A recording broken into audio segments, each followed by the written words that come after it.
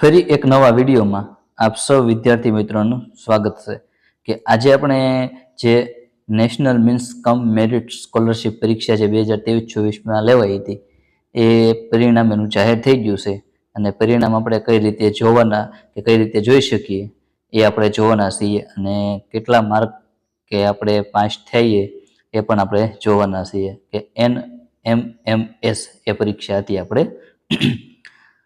તો એનું જાહેરનામું આપણે જોઈએ પહેલા કે ધોરણ 8માં જે વિદ્યાર્થી ભણતા ને એ લોકોએ આ પરીક્ષા આપી હતી. હવે આપણે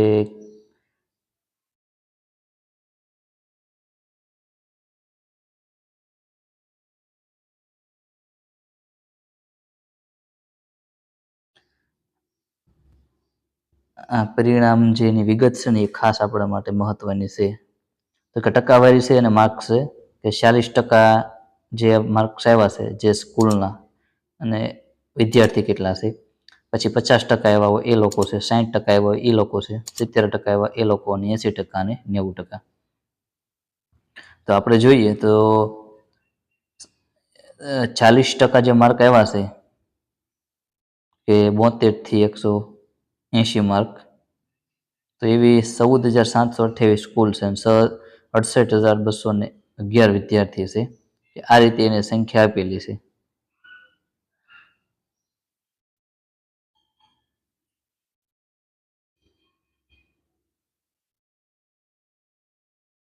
આમાં તમે જોઈ શકો છો આ બધી સ્કૂલ છે અને નીચે આપણે નોંધ પણ આપી છે કે ઉપરોક્ત ક્વોલિફાઈંગ થયેલ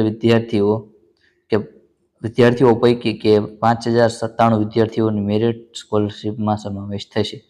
એટલે 5,000 જે વિદ્યાર્થી છે એને સ્કોલરશિપ મળવા પાત્ર થાય, મેરિટમાં આવે એ લોકોને. હવે અગત્યની સૂચના એ છે કે તમે કઈ રીતે આ શિષ્યવૃત્તિ જે મળવા પાત્ર છે એની માહિતી આમાં આપેલી છે, એટલે આમાં તમે વાંચી લેજો. વિડીયો પોઝ કરીને આપણે વાંચવા જઈશું તો લાંબી માહિતી થઈ જાય અને વિડીયો લાંબો પણ થઈ જાય છે.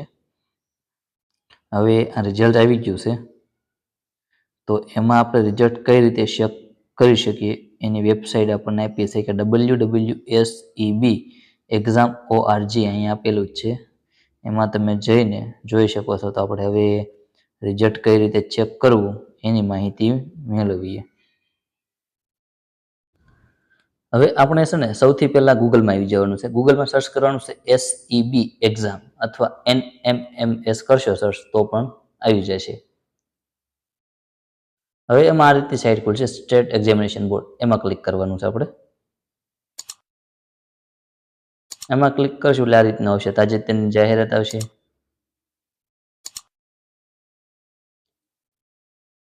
NMS 2023 પરિણામનું જાહેરનામું, એમાં ક્લિક કરશો રિઝલ્ટ ફોર ક્લિક એટલે સાઇટ ખુલશે તરત તમારી.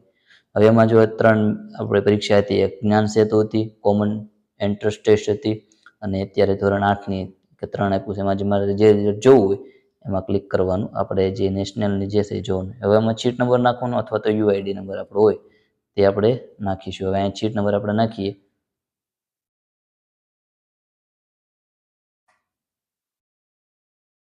અને ખાસ જન્મ તારીખ નાખવી ફરજિયાત છે.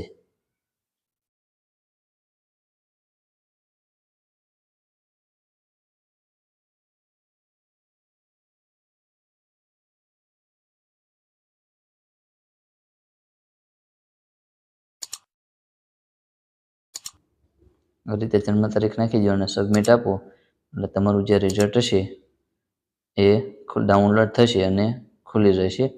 આ રીતે રિઝલ્ટ વિદ્યાર્થીનું ખુલશે. આ રીતે તમે અંદર જઈ અને ચેક કરી શકશો. હવે આ વિડીયો આપણે અહીંયા પૂર્ણ કરીએ છીએ. હવે આપણે મળીએ નવા વિડીયોમાં.